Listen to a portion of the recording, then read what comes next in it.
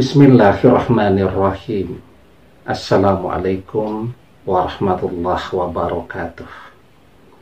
Bapak-bapak, ibu-ibu, mas-mas, mbak-mbak, khususnya adik-adikku sekalian yang dirahmati Allah dimanapun Anda berada. Kembali di IIP Channel bersama saya, IIP Wijayanto. Kali ini kita akan membahas tema jangan pernah berhenti berdoa, kecuali kamu ikhlas jika mantan menjadi milik utuh orang ketiga. Ya, jadi sebenarnya ikhlas itu adalah sesuatu yang amat sangat baik. Ya, dengan ikhlas, ketika mantan lebih memilih orang ketiga, beban yang ada di pundak kita itu akan menjadi lebih ringan dan kita bisa melanjutkan hidup kita bisa menekuni pekerjaan kita, kuliah kita, berbagai hobi kita, dan kita bisa mencari, membuka hati untuk seseorang yang baru. Ya, dan ketika kita mencari seseorang yang baru, bisa terbuka kemungkinan kita akan menemukan seseorang yang jauh lebih baik daripada mantan. Ya, tetapi ketika kita belum ikhlas, ya, atau kita awalnya sudah belajar ikhlas, namun di dalam perjalanannya kita menemukan seseorang pengganti mantan, tetapi kualitasnya jauh di bawah mantan. Tidak secantik atau seganteng mantan, tidak sepintar mantan, kemudian jauhlah di bawahnya. Awalnya sudah ikhlas, kemudian karena menemukan seseorang yang lebih rendah kualitasnya dari mantan, akhirnya jadi tidak ikhlas lagi. Ya, akan banyak yang seperti itu. Jadi agar kita betul-betul bisa ikhlas, maka jangan terburu-buru. Ya, jadi kita terus mencari, menemukan seseorang yang segalanya lebih baik dari mantan. Lebih cantik, lebih ganteng, lebih kaya, lebih pintar, lebih baik, dan yang penting mencintai kita ya dengan seutuhnya.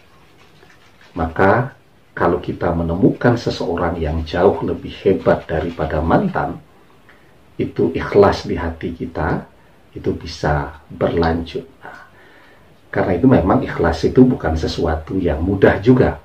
Ya, jadi mudah untuk dikatakan, tetapi menjalaninya ya seperti tadi. Ada yang tidak ikhlas, ada yang awalnya sudah ikhlas, kemudian menjadi tidak ikhlas lagi, dan seterusnya. Nah, tetapi ya, kalau kita memang belum bisa ikhlas, artinya kita masih memiliki harapan yang amat sangat besar agar mantan ini bisa kembali lagi bersama kita. Ya, kita tidak rela kalau dia sampai menjadi milik orang ketiga, apalagi selamanya. Kalau dipinjam sebentar sekarang tidak apa-apa lah, tapi kalau sampai selamanya kita tidak bisa membayangkannya. Sementara kita sudah tidak bisa ngapa-ngapain lagi.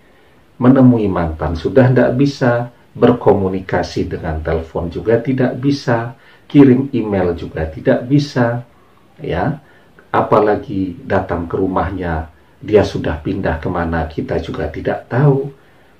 Mau titip pesan melalui sahabat dan teman-temannya, mereka juga bilang tidak tahu mantan ada di mana sekarang, ya. Maka kan satu-satunya cara yang tetap kita miliki ketika kita berharap agar mantan kembali adalah dengan doa. Ya.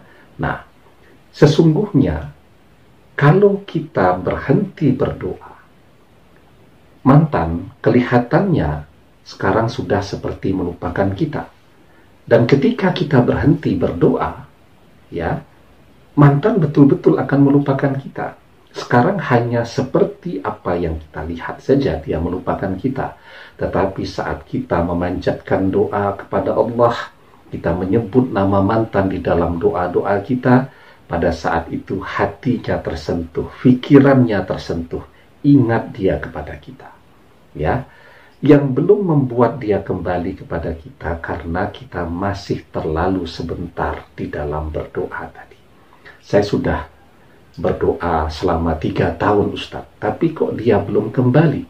Ditambah doanya jadi 5 tahun, jadi ditambah menjadi 10 tahun dan seterusnya.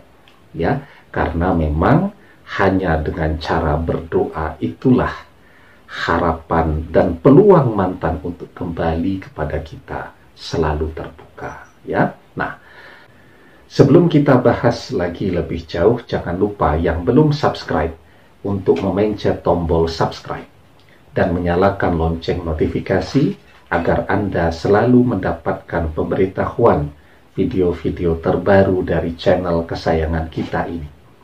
Dengan subscribe, doa-doa kita selalu terhubung sehingga kita selalu bisa berdoa bersama-sama ya. Nah, jadi ya, sekarang teruskan berdoa ya. Karena dengan kita doakan itulah ya mantan akan terus tersentuh hatinya. Sebagian mengerjakan amaliyah untuk menarik mantan kembali kepada dia. Ya, saya baca di komen itu alhamdulillah ya sudah cukup banyak yang berhasil. Kunci keberhasilannya apa? Tekun dan sabar. Ya. Nah, jadi yang mengerjakan amaliyah, ketika dia mengerjakan amaliyah itulah mantan selalu menjadi teringat kepada dia. Ya.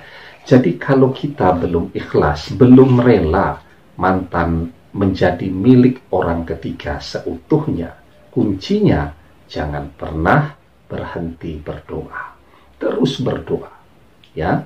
Dan berdoa dengan doa-doa terbaik yang kita ketahui. Insya Allah orang yang sabar di dalam berdoa, dia akan mendapatkan apa yang dia minta kepada Allah ya. Nah, ketika kita berdoa ya, kita berdoa dengan bahasa yang kita fahami, kita minta kepada Allah agar mantan bisa kembali kepada kita menjadi pasangan hidup terbaik kita dunia akhirat. Dan sangat baik di setiap penutup doa, kita tutup doa kita tadi dengan juga membaca doa dari Nabi Zakaria alaihi salam yang terdapat dalam surat Al-Anbiya ayat ke-89. Rabbi la tazarni farda wa anta khairul warisin. Ya Tuhanku, janganlah engkau membiarkan aku hidup seorang diri dan engkaulah waris yang paling baik. Ya, demikian semoga bermanfaat.